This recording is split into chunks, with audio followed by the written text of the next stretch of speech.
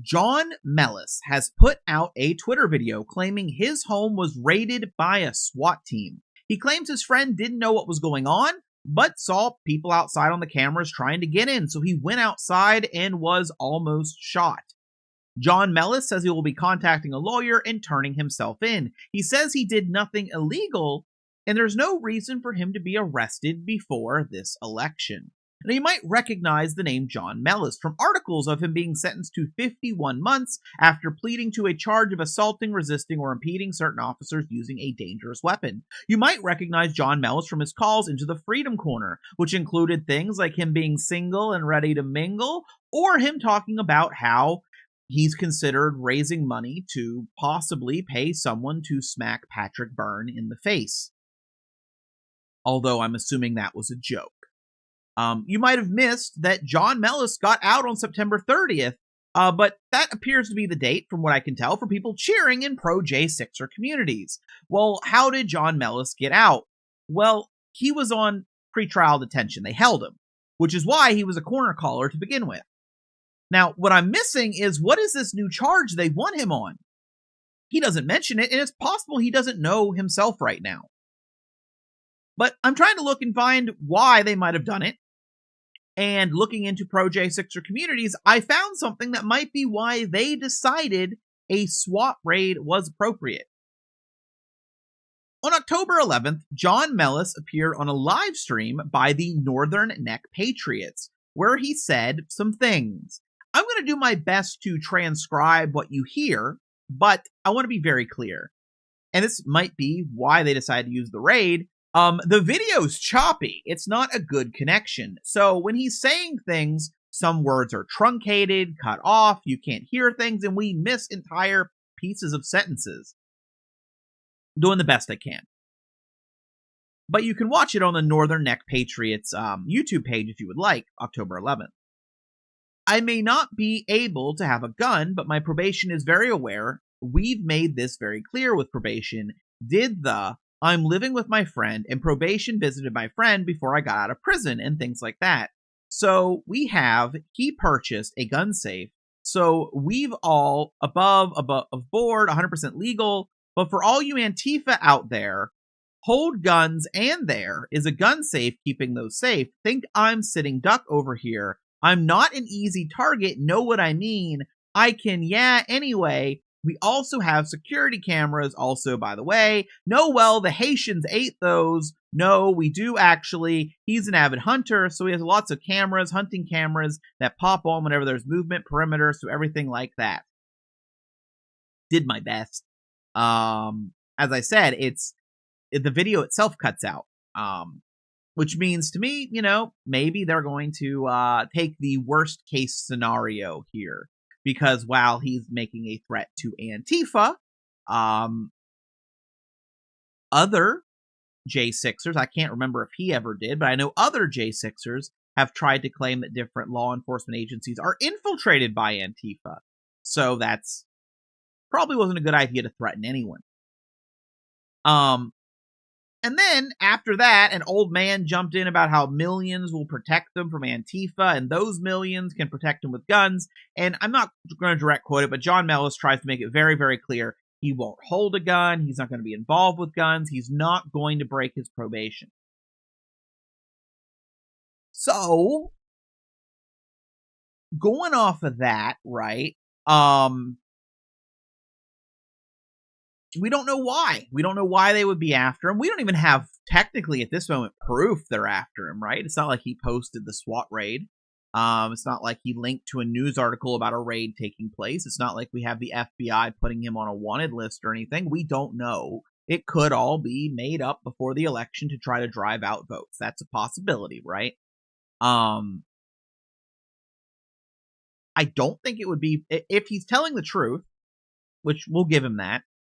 If he's telling the truth that he can have a gun in a gun safe, then that wouldn't break his probation. So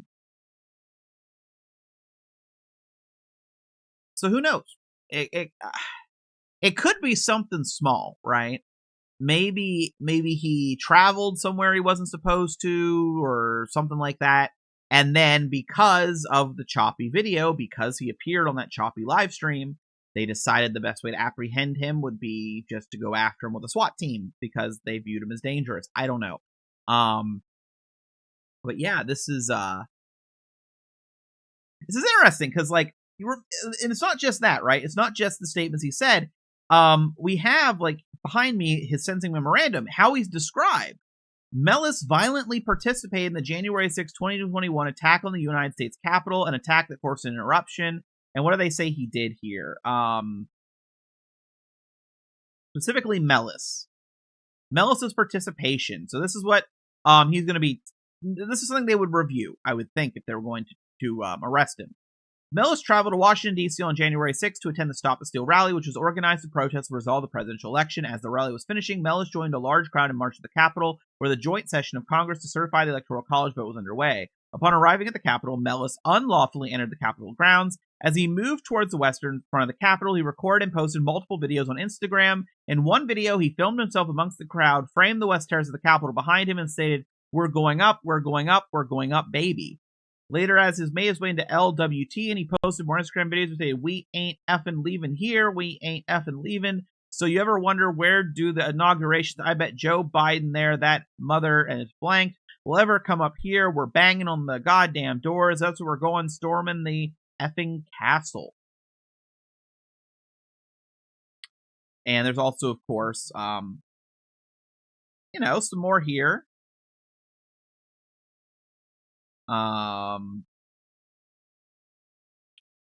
the same time, another rider named Justin Jersey moved towards the front of the crowd carrying a large, gnarled wooden stick. The stick was approximately 4 feet long and was several inches thick. Mellis approached Jersey and told him to knock their masks off.